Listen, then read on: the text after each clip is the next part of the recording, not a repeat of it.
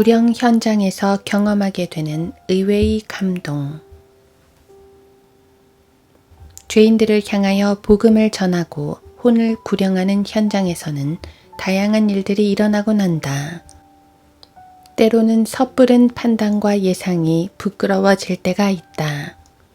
필자는 늘 하던 대로 정해진 곳에서 이리저리 다니면서 적당한 사람들을 골라 복음을 전파하는데 많은 사람들이 바쁘다며 자리를 피하는 것을 늘 경험하면서 힘이 빠질 때도 있다. 어느 날 한 무리의 한국 청년들이 모여 무언가를 논의하고 있었는데 얼핏 들어보니 교회 행사 준비를 하는 것 같았다.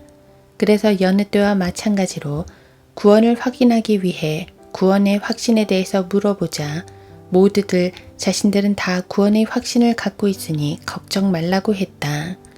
그리고 자신들은 중요한 논의를 하고 있으니 바쁘다며 시간을 뺏지 말아달라는 의사표현을 고개를 꾸벅하며 대신했다. 잠시 필자가 난감해하자 옆 테이블에 앉아있던 두 청년 중 한 청년이 손을 들고 아저씨, 저에게 그 말을 좀 해주세요 라고 큰 소리로 말했다. 순간적으로 그 청년을 바라보면서 언뜻 두 가지 생각이 들었다. 필자를 조롱하기 위해서거나 아니면 진정으로 듣고 싶어서거나 둘 중에 하나라고 생각한 것이다. 경험상 대부분 복음을 반박하고 무안을 주기 위해서 그렇게 하는 사람들을 많이 상대해 본 필자로서는 먼저 의심부터 할 수밖에 없었다. 그러나 그렇다고 그런 사람을 지나친 적은 한 번도 없었기에 그 청년에게 웃으면서 다가가 먼저 악수를 청하고 참 보기 드문 청년이라고 칭찬을 한 뒤 복음을 들어본 적 있느냐고 물었다.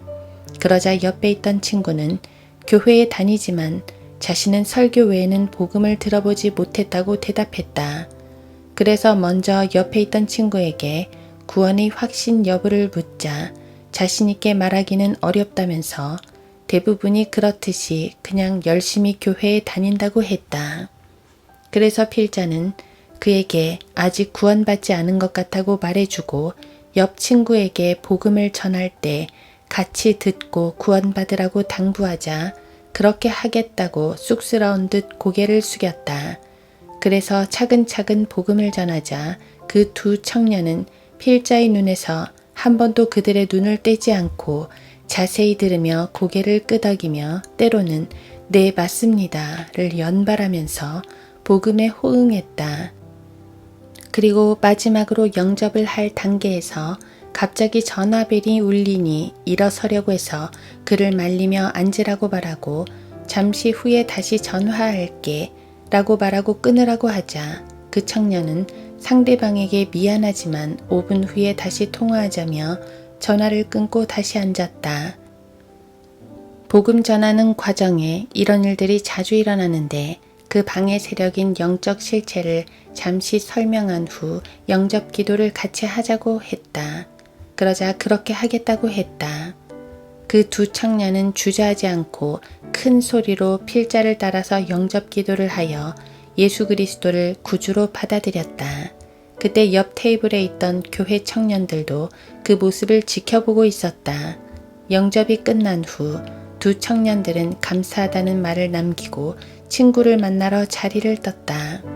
그래서 옆 테이블 청년들에게 다시 다가가 방금 여러분이 보고 들은 대로 두 청년이 예수 그리스도를 개인의 구주로 영접했습니다. 그리하여 그들은 오늘 영적인 아기로 태어났으며 그 일로 인하여 하늘에서는 큰 기쁨이 있을 것입니다. 라고 말하자 모두 다 쑥스러운 듯 웃었다. 내가 너희에게 말하노니 이와 같이 하늘에서는 회개할 필요가 없는 99명의 의인들보다 회개하는 한 사람의 죄인을 더 기뻐하리라. 누가복음 15장 7절. 필자를 불러 복음을 들은 청년과 같은 경우는 매우 드문 경우이다. 그러나 성경에서 증거하듯이 가끔씩 이처럼 준비된 사람들이 있음으로 인해 구령자들은 보람을 느끼게 된다. 사도행전에 등장하는 루디아라는 자매가 그런 자매로서 사도 바울 일행에게 큰 힘을 실어주었다.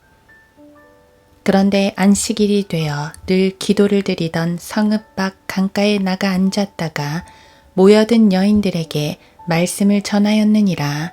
거기에 루디아라고 하는 여인이 있었는데 두아티라 성읍의 자주 옷감 장사로 하나님을 경배하는 여인이었으며 우리의 말을 듣더라. 주께서 그녀의 마음을 열어 바울이 말한 것에 주의를 기울이게 하시니라.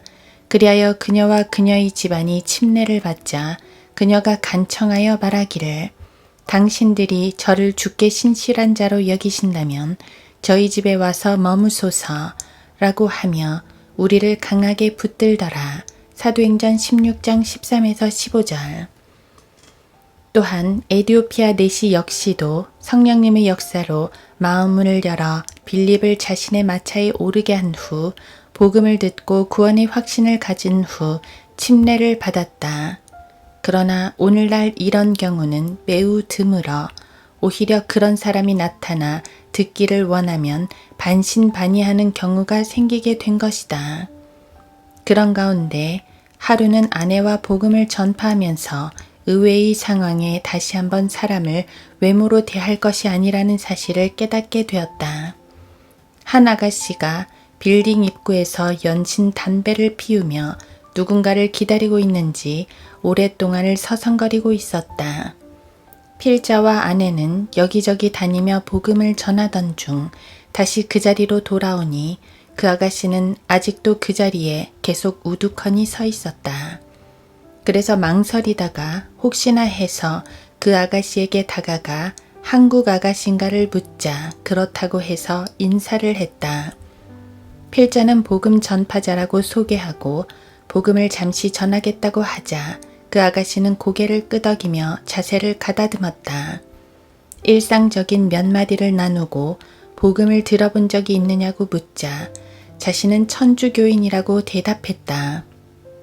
그래서 천주교에 대한 얘기는 일절 하지 않고 죄인된 인간들의 상태와 지옥 형벌 그리고 죄인들을 위해서 십자가에서 흘리신 예수 그리스도의 대속의 피와 그분의 부활에 관한 지극히 기본적이고도 정상적인 복음만을 전했다. 그 과정에서 질문도 하고 구원의 중요성과 영접에 대해서 강조할 때 그 아가씨의 눈은 불그스름하게 변했고 눈 가장자리는 눈물이 고여 있었다. 그리고 영접하겠느냐고 묻자 주저하지 않고 그렇게 하겠다고 해서 그 아가씨는 영접했고 무언가 안도하는 모습이 눈에 역력했다. 그리고 천주교에서 가르치는 방식으로는 구원받는 것이 아니라고 진실을 말해주자 연신 감사하다는 말을 하며 자리를 떠났다. 한참을 가다가 우리를 뒤돌아보더니 다시 한번 머리를 숙여 감사를 표하고 총총히 사라졌다. 그때 옆에 있던 아내가 하는 말이 참으로 사람은 외모로 판단할 것이 아니라는 것을 새삼 깨닫게 되네요 라고 했다. 필자는 아내에게 왜 그런 말을 하느냐고 물을 필요가 없었다. 필자 역시도 똑같은 생각에 잠겨 있었기 때문이었다. 처음 그 아가씨를 보았을 때 특별히 관심을 두지 않았던 것은 그 입에서 나오는 담배 연기가 참으로 역겨워 보였고 짧은 치마가 눈에 거슬렸기 때문이다. 그래서 아내 역시도 그 아가씨를 미리 판단해버렸고 필자 역시 저런 아가씨에게 복음을 말해봐야 오히려 거절하고 말 것이라고 단정하고 있었다. 그런데 결국은 그런 마음을 접고 다가가니 의외로 쉽게 마음문을 열고 자신의 종교를 변호하지 않고 복음을 순수하게 받아들이는 모습을 보면서 복음을 전하는 중간에도 미안하다는 생각이 들 정도였다. 그래서 그 아가씨에게 복음을 전하는 중간에 하나님은 아가씨가 어떠한 상태에 있든지 아가씨가 구원받기를 원하신다. 사람이 술을 마시고 담배를 피운다고 해서 구원과 관련이 있는 것은 아니며 자신이 죄인이라고 자백하는 사람을 찾으시는 분이시니 그분께 굴복하는 것이 최상의 결단이다 라고 전했다. 그리하여 그 아가씨는 구원을 받았고 가벼운 마음으로 갈 수 있었다. 이렇게 해서 또 다른 경험이 쌓이게 되고 영적 싸움에 큰 도움이 되는 교훈을 얻게 되었다. 이는 하나님께서 사람을 외모로 보지 않으시기 때문이라. 로마서 2장 11절. 구령자는 피구령자를 외모로 판단하여 복음을 전해서는 안 된다는 것을 새삼스럽게 깨닫는 경험이었다. 물론 이 경험은 최근에는 할 수 없는 10년 전의 경험이다. 그때와 지금은 확연하게 사람들의 마음이 강팍해져 있음을 볼 때 안타까울 뿐이다. 그럼에도 불구하고 구령자는 잃어버린 혼들을 지속적으로 찾아 나서야 한다. 너는 말씀을 전파하라. 때를 얻든지 못 얻든지 항상 대비하라. 모든 오래 참음과 교리로 견책하고 책망하며 권고하라. 디모데후서 4장 2절.